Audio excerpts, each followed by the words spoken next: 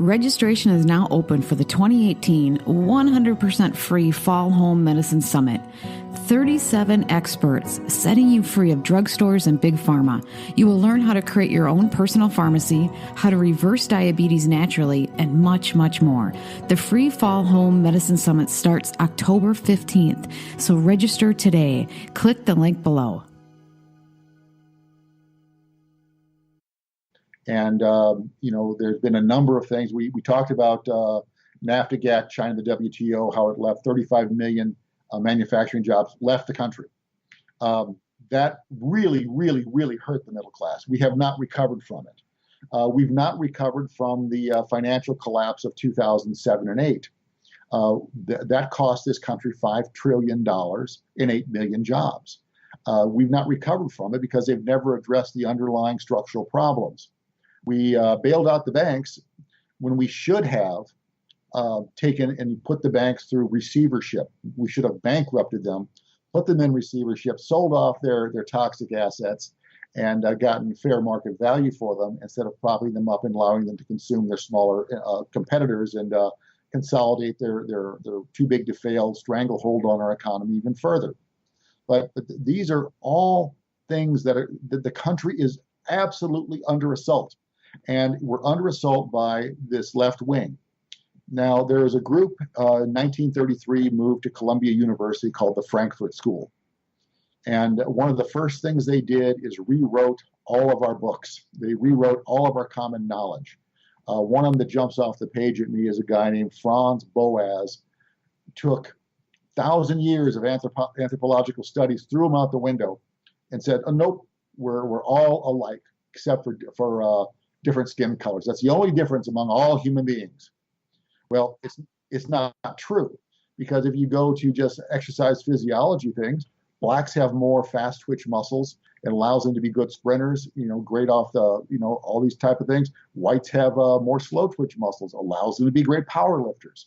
There's all these subtle differences at the smallest levels. But it has to do with breeding. It just has to do with who you breed, where you get your genes, and they happen to kind of go this way, and we happen to go this way, and then as you start interbreeding, it's kind of like what you do with horses. Yeah. I know humans are the same way. If we want to create, breed horses, you look for certain characteristics and you go that way. Well, if you want to create all plow horses, you keep them all that have that type of body and that type of build. If you want to have all race horses, you keep them there, and you only breed the best and fastest ones. But we've never done that. But naturally we did. Naturally we did. But it changed our thinking about how we view each other as human beings. Are we all human beings? Absolutely we are. But to ignore the fact that we have subtle differences among us is we're lying to ourselves and saying that, no, we're all absolutely equal, and we should all be treated the exact same way. We should all have equal opportunity. Yes. I think the fear is that traditionally people there's always been a group, and there's always been a more powerful group, right? Yes. Who have held back others. And so people are fearful that if you don't send this message that we're all the same, that it's going to somehow go back to that. There's a difference between saying we all have the same value, but we're not all the same. Some people are smarter than others. Some people are faster than others. And, and even with the female-male thing, if you raise a daughter and you raise a boy, they're quite a bit different, but they still have equal value in my eyes. And they should be in my parents' eyes, but they're different. Although you can't stereotype either, because there are some boys that tend to be a little bit more like the stereotypical girl behavior and vice versa. Mm-hmm. But people are different, and we should be able to embrace that. But at the same time, we don't have to get so overly politically correct that we are where we're at now, which is so stupid. Well, I'm glad to see that the Asians are speaking up and suing Harvard. Yeah, that's a great example. They are the most discriminated group in the entire country. They're brilliant. They study hard. They do well in school. And they're being held out to make room for some other minority out there who gets 200 extra points on his SAT because of the color of his skin. Yeah, it's not right. It's not right. Well, they bred for smarts. Maybe we should do that. But go ahead. the question is, what kind of a country do we want to be? Exactly. Do we want to be a country that excels and is based on merit, and you got the job you have because you're the best guy for that job or best woman for that job because you deserve it, because you perform better? That's how it works in the NFL. That's how it works in the NBA. Just basic integrity. Just basic integrity. But it doesn't work that way across the rest of society. We have to make allowances to build this diversity here. And so we have the choice. We want to be a diverse culture, or do we want to be a successful culture? And so that's really the question as far as this political correct nonsense about the diversity question. I don't have an answer for it. This is something that we as a people need to make a decision on, but we haven't been allowed to voice our opinions. If we do, they shout us down. Well, we look like we're, it's hard not to have this discussion without looking like you're a racist of some sort. So I think it's important to have, that's why the Christian values or values like that, morals and ethics, religions are quite morally and ethically tied, that is what's behind these conversations, that we're not here to create genocide. We're not here to create some great race like the Nazis did. What we're here is to have a society based on merit and things that make us great. Well, you're correct. And let me give you another way of looking at the issue. Look at it not from a left-right paradigm, but look at it from a top-down paradigm. Who is trying to oppress and keep you down? Who is trying to build you up? Who is allowing you the freedom to maximize your own potential? And look at it from an up-down, not a left-right. And if you change that prism, if you will, it might give people a little bit different perspective on how to view some of these questions we have. But we have to ignore the fact that they're going to come out and say, "Oh, you're a racist." You know what? I don't care what you say. We need to have this discussion. We need to be honest. I want Black people to thrive. I want them to do well. I want them to prosper. And I want them to be happy and live productive lives.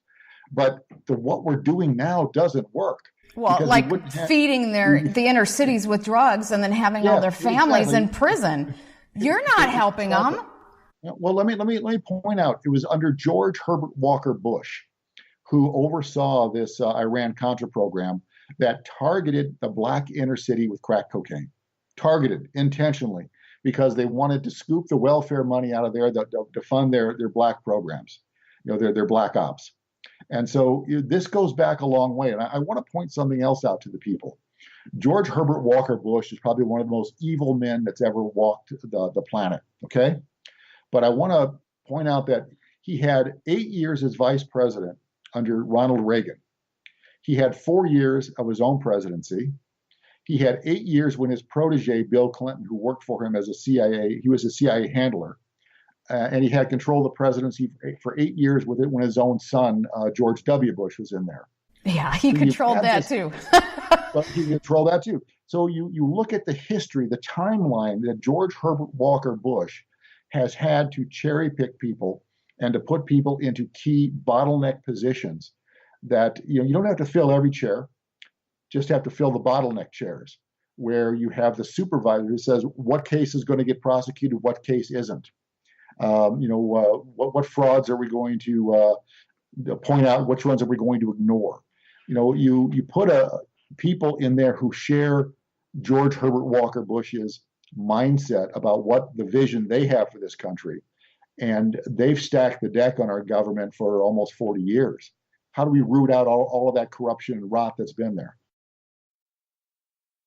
High quality turmeric improves focus and mood, helps increase energy, helps age-related memory decline, and much, much more.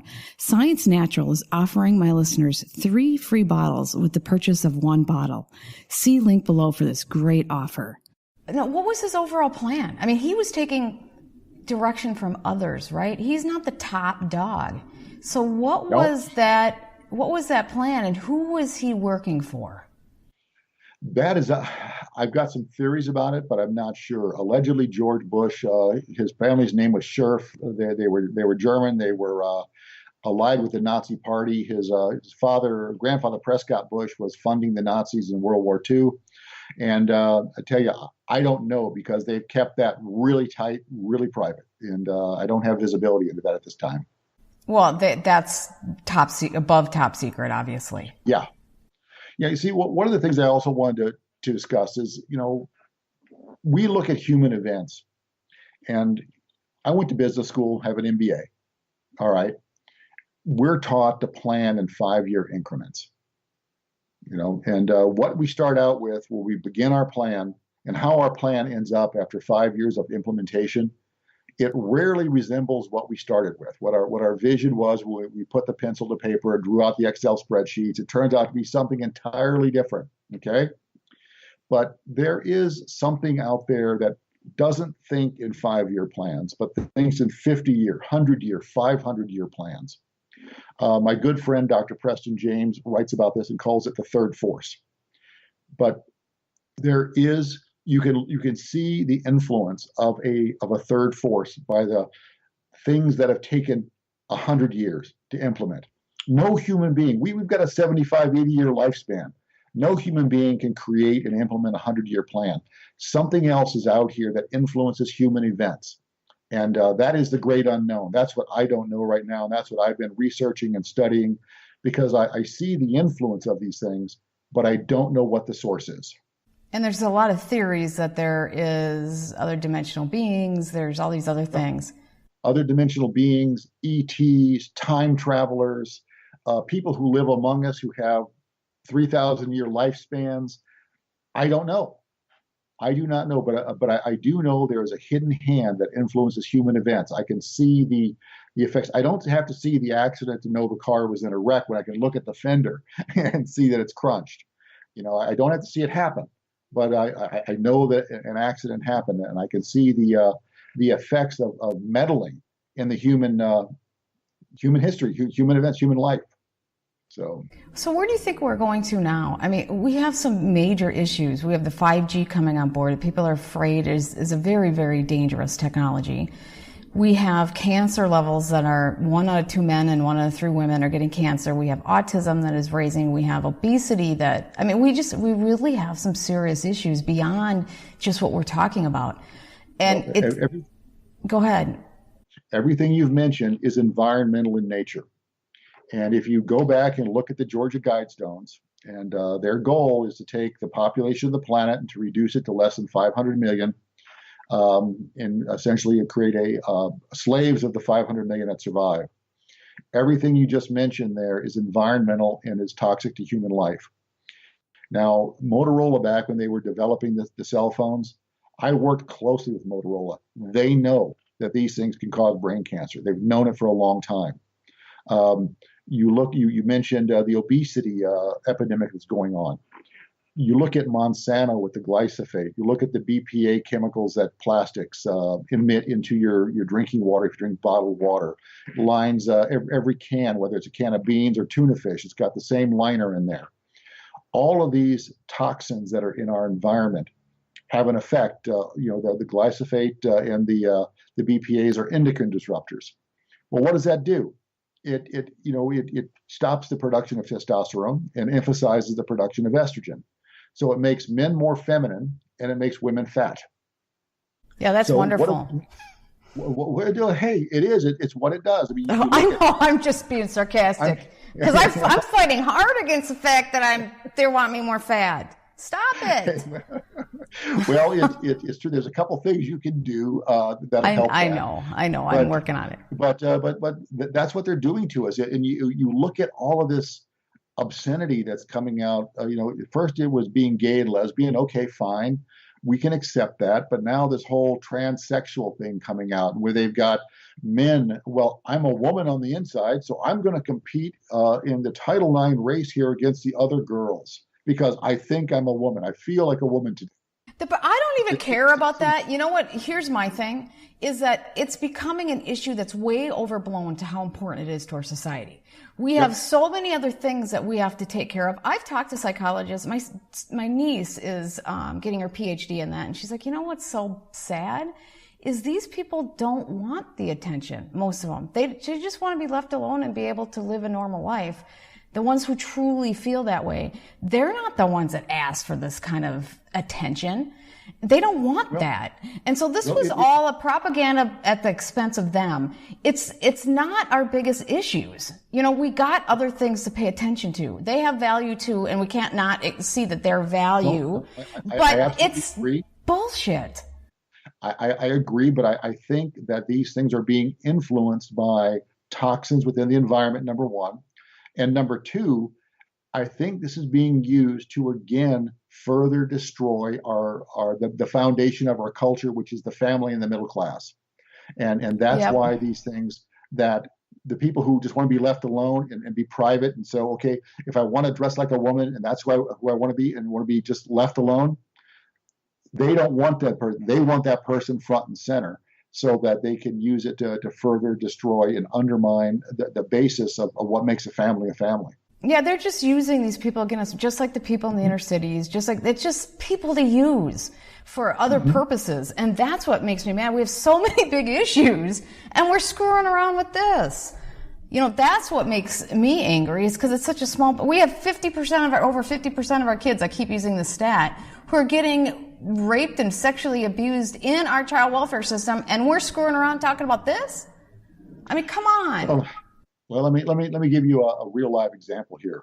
When I was running for governor, one of my campaign workers was a woman named Lori. I won't give her last name, but she was an attorney, and she had her sister had a daughter.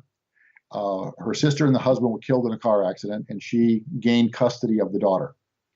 Child Protective Services in Arizona, that was set up and arranged by Janet Napolitano, the governor at the time that I ran against, came in and seized the child as a 12, 13-year-old girl and put her into an abusive foster home where she was raped and molested on a daily basis. And my campaign worker, Lori, she was a woman of 45 years old or so, would go and visit the child with supervised visitation, but wasn't allowed to take her out. And she was trying to get the child out desperately, filing every known motion that she could, every way, shape, and form. Her child was being actively raped and abused, and she couldn't get her out. Couldn't get him I out. I would go ballistic. And it gets worse. It got so bad that the child hung herself. Oh my God! Took her own life. And this woman, Lori, who I still stay in touch with, who's still a good friend. Was she going ballistic, saying, my child is being raped every freaking day, and you guys think that's a safer environment? And that shows you the level of corruption that went on. This Janet Napolitano, who is the governor here, who's now the president of the California university system, another monster. That's another monster out there that needs to be terminated with prejudice. But there are evil people out there who are doing abusive things, and the Arizona Child Protective Services was one of the worst in the nation. And this is a true story. I can document it offline. I'll give you names and phone numbers if you want to contact and verify the story. I'll be glad to give it to you. Well, I just want to give her my love. Just like, oh, I'm so sorry. Push some good thoughts to her, because it's just what a nightmare. That's why I'm saying evil isn't a strong enough word. Well, the one thing she asked me, she said, Mike, if you're elected governor, promise me, no matter what, you will make me the director of Child Protective Services. I said, absolutely, you've got it. Yeah, I'm going to fix this BS. That's why I'm saying people can fix it. They know how to fix it. They just purposely not. There will always be a percentage of problems. Well, we just have people who are nightmares that we know exist. There's always been a certain percentage of serial killers. But we know how to set up a system that's way better than what we have now. Well, there's a couple things going on here. Number one, you look at these the child sex trafficking.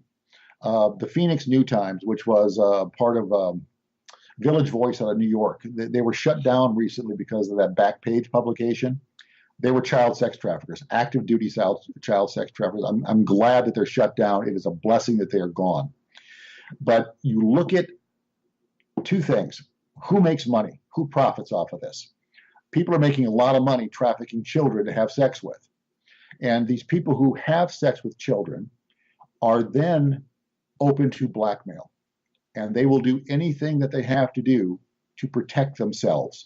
So if the people who are in power, who are controlling this thing, need something done.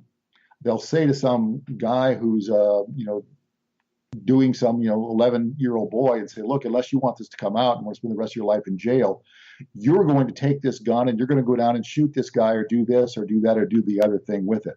They have an extreme amount of control over the people who partake, who are the beneficiaries of the children's sexuality, if you will. It's a really sick system. And they close and they protect each other like nothing you've ever seen. They're actually loyal to each other, which is amazing. They're loyal to each other to protect each other, to keep their themselves out of prison or from being killed. And it really is a tragic situation, and it needs to be cleaned up from top to bottom. Absolutely. No exceptions. No exceptions. So now, how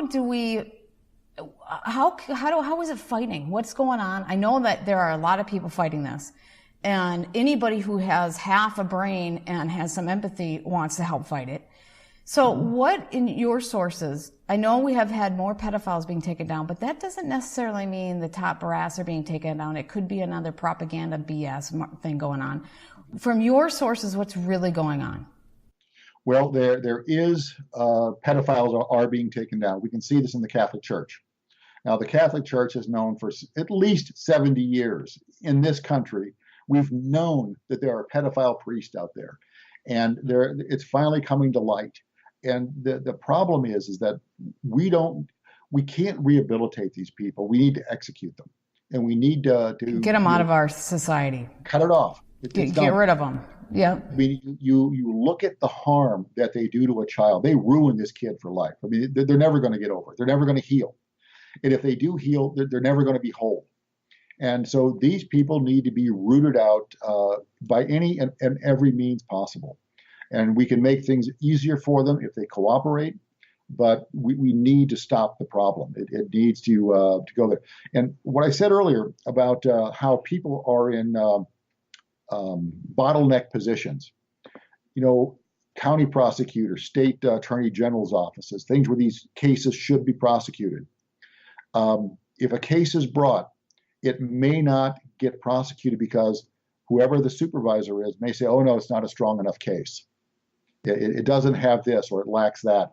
And it'll be dismissed. It'll be let go because it gets too close to somebody important. It does something someplace. Put yourself in they're here. They have, one thing you have to realize, how the police departments are always trying to infiltrate organized crime and get somebody to wear a wire and to listen to the mafia don say this and that and the other thing. Well, guess what? Organized crime is doing the same thing. They're trying to infiltrate the police department. They're trying to infiltrate the county prosecutor. They're trying to infiltrate the state AG's office. They want to know what's going on. And they've done a successful job doing it in from what I hear, every single police department in our country is pretty much infiltrated. They have.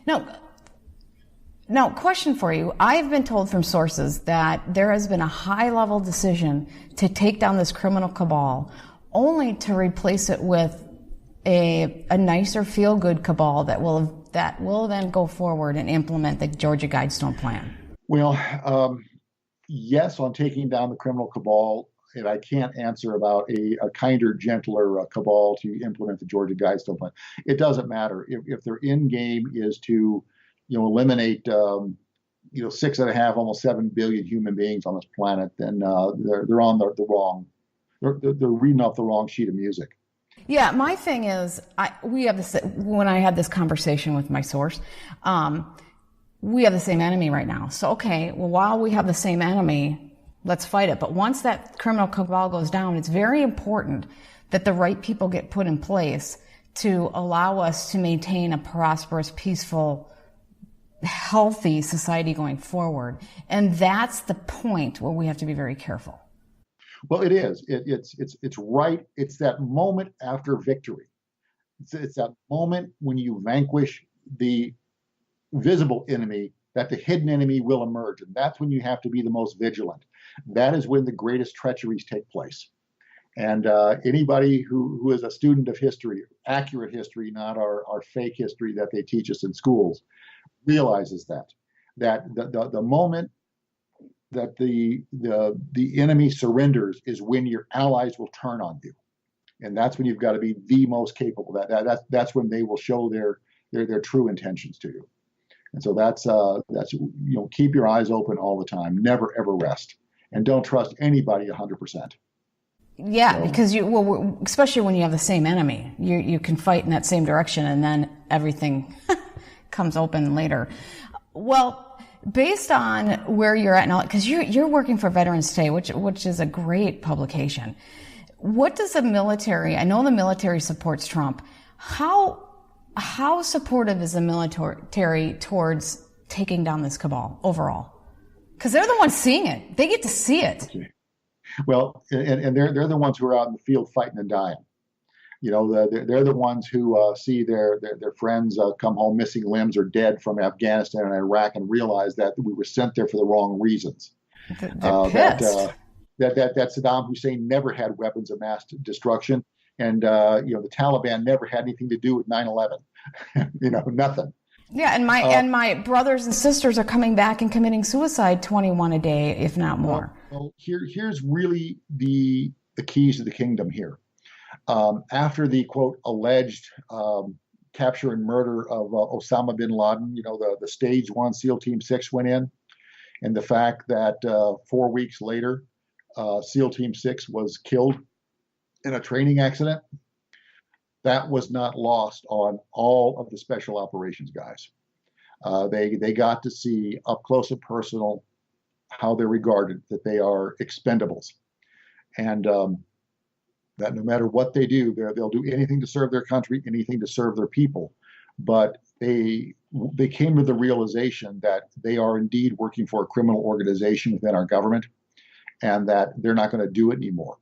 And that so they're being very careful, and that is where the majority of the support comes from for the Trump people, is through all of the special operations people across every service.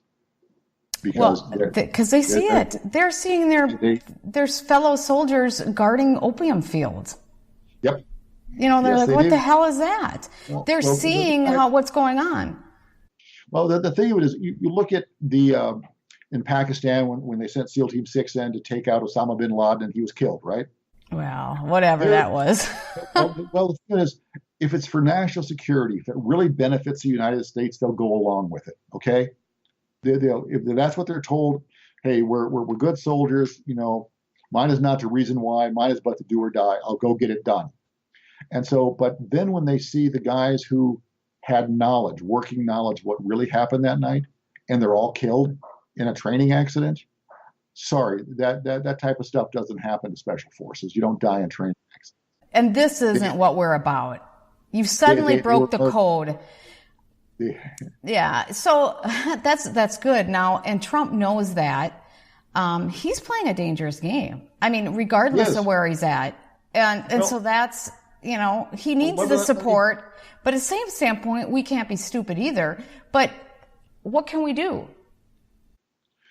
Well, we can just be supportive right now, and we can try to find the truth, and we can make noise when it counts. So where can people get hold of you? Because I know you write for Veterans Today. You have amazing work that you're doing. Where can they find you and your work? Well, I do have a website. However, it's inoperative right now because I got hacked. My website is mikeharris.us. www.mikeharris.us, but it's down because they got to it. Great. And I've been in the process of getting that back up, but the best place to contact me is really through VT right now. If I gave out my own email address, I'd get buried in fan mail. So, well, how is VT doing? How is Veterans Today doing? What is their because they just do such wonderful work. What is their future goals and what they have going on? Well, VT is doing okay. Gordon Duff and I are at odds about Trump. I think Trump's a good guy. He thinks Trump's the worst in the world. And so we've got our own opinions, but we agree to disagree without being disagreeable. Well, but isn't that healthy, though, to have multiple opinions? And can they welcome multiple opinions? Well, the thing is, we all see the bigger enemy. We all see that Israel is not our friend. We've got this. Israel, if we ever had an enemy, it's Israel. because they've completely they infiltrated. to go fight our wars. And I was really tickled with Trump when he signed that bill saying any foreign government that meddles in our election will have consequences. I really want Israel to get caught in that one because they are. And you point out to people that John F. Kennedy signed that executive order that forced AIPAC to register as a foreign agent. And after he was murdered, then Lyndon Johnson rescinded that executive order 3 weeks later, and we've been stuck with AIPAC ever since. Well, and he signed on the plane the Bank Act, whatever that act was to reverse. The first thing he did on the plane. Well, the first thing he did in order to stop the printing of money by the Treasury and delegate it to the Federal Reserve.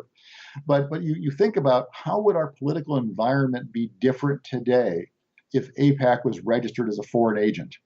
Would you have these congressmen signing pledges of loyalty to Israel in exchange for campaign funds? I don't think so. Or how about Texas Town that had to sign allegiance to Israel before they would get support, hurricane relief? Yeah. The heck is that? That's bribery. That's extortion. That's extortion. It's not bribery. It's extortion. It's extortion. That was the word. You look at these things, and you look at all this anti-hate speech that's going to, if you disagree with the Holocaust narrative, then that's hate speech, and you could be censured for that. That's against the law. We'll put you in prison. If that's really the truth should stand on its own and shouldn't need to be protected. You should be able to debate truth, just like now we can't debate science. And, I had someone back out. I had a really good interview with, he was Boyd Haley, Dr. Boyd Haley, who was the head of the chemistry department from the University of Kentucky, doing work on autism and the role of mercury and different things that he's done. And he's great. And I had someone back out because that was supporting conspiracy theory. I'm like, why can't, what the heck?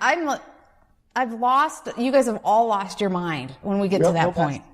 That's the issue. And that is if you disagree with anything that's out there that may have that's outside of the official approved narrative, then they label it conspiracy theory and try to marginalize you. Well, and I think people who go with that are cowards. I'm to that point now where you're either a coward or if you can't stand by truth and I realize there are times where you make some decisions you can't always be pure because of what you're trying to get accomplished. But in general, you need to be. And if you're doing it just because you just want to protect your own ass, there's a point where you're just a coward. Don't you agree? I mean, because at what point is it that? Absolutely. That's one thing about it. I'm a bit outspoken about these things, and I stand up and I'm counted. But I speak my mind and I tell the truth as I know it. Now, am I always right? Do I have all the information? No, I don't. And I do allow myself to change my opinions based on new data. But I make data-driven decisions. I make, and I try to reflect that in how I present and what I present to the world. And sometimes when you have a bigger thing that you're trying to get accomplished, there are some things that you have to do. I realize that.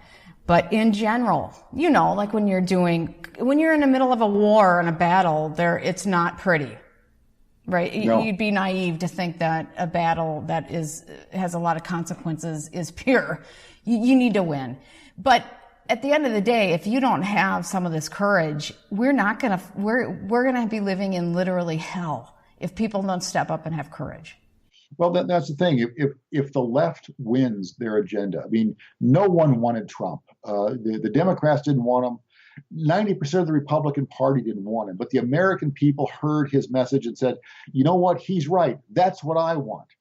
And he's surprised. See, the thing that's Hillary Clinton is so flabbergasted by, she can't believe she couldn't win a rigged election. Well, she was so bad. I mean, the internet, she was running at a different age where people started learning the truth.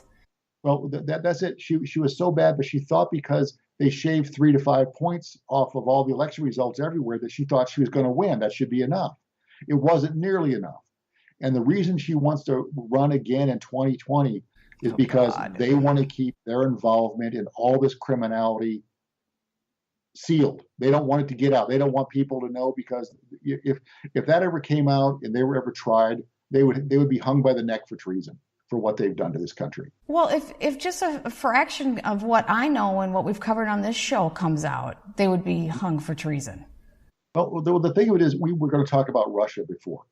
And what we have to understand is that once the Soviet Union came apart, the communists weren't there anymore. They were here now. The Bolsheviks are here.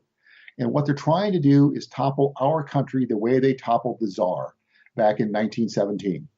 And that's what we have going on right before our eyes. We're living it. We're breathing it. 100 years later, we've got the Bolshevik Revolution occurring in this country. Who do you think Antifa is? Who are these people that want to not go along with free speech, who want to take away your Second Amendment, who want to eliminate the Electoral College, who want open borders?